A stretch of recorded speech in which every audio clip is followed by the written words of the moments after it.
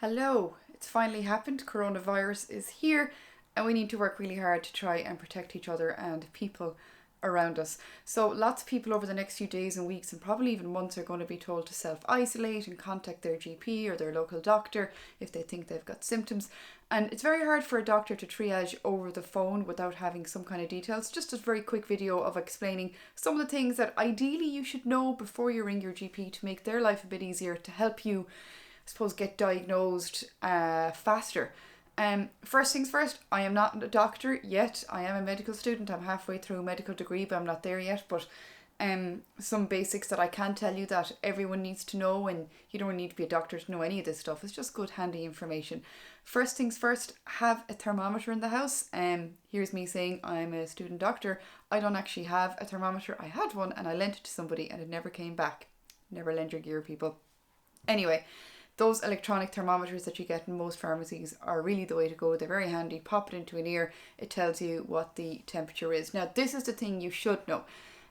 Everyone has their own normal temperature in around the baseline. And I actually had to Google it here because I don't remember the temperature variations when it comes between Fahrenheit and Celsius. Obviously in Ireland and most European countries we use Celsius. So your normal temperature, if you're using the Celsius range, is between 36.5 and 37.5.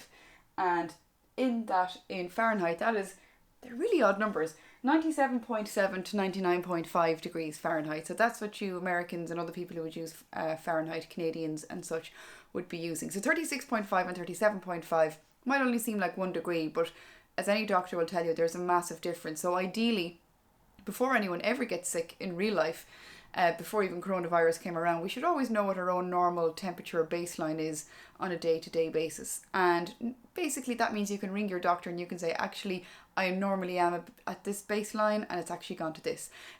Number 2, things that will really help your doctor is if you can tell them what your pulse is. And people go, oh my God, I'm not a doctor. How will I know how to measure somebody's pulse? It's pretty easy.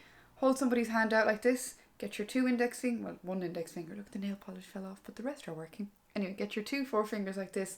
Lay it down flat somewhere to make sure somebody knows to be relaxed. Like, don't be running outside and then come and get your blood pressure taken, or your blood pressure says, your pulse.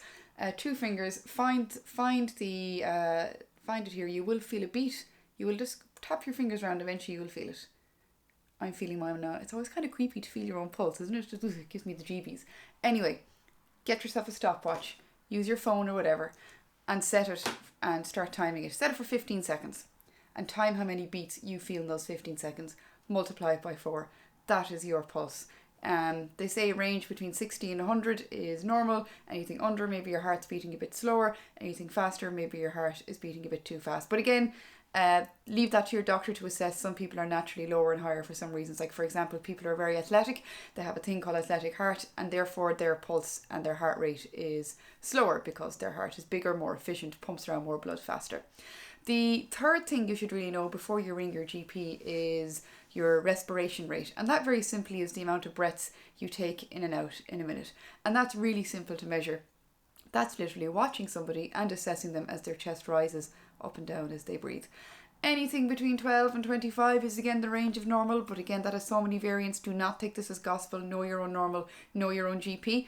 But again, and also it can be really increased if you have an infection or if you have a fever. It's just your body trying to fight it off. And again, while you might be worried about that, you just need to remind yourself this is actually my body's normal reaction. So know those 3 things before you call your GP. It will really help them. And it's also a good tool for you to assess yourself, your loved ones, and even when all this is gone, just to know when somebody's erring on the right side of their own normal, so to speak. Finally, if you have one at home, it's great to have it, and that is being able to measure your own blood pressure. You can't do it without one of those blood pressure cuffs. You really need one of them. A stethoscope is a help as well. Again, if you have an electronic cuff, that's not an issue. And again, like all the other things I've said, you have different variants. For example, I know my own resting blood pressure is slightly below normal. So whenever a doctor takes my blood pressure, they will tell me, do you realise it's a bit lower than normal? And I say, yeah, that is my normal, and that's fine. Just know your own baseline figures. It's really important. The doctors are going to be under so much pressure over the next few weeks and months, and it just helps reassure yourself as well. If you don't have any of those numbers, don't worry, still call your doctors and health services if you need the help, and you will get it. But it will speed things up. And I think at this moment in time, anything that we can do to help our doctors and our nurses and healthcare staff, from physiotherapists to cleaners to radiographers to everyone, will help. And also, it's also good information for your pharmacist if you're going for over-the-counter stuff.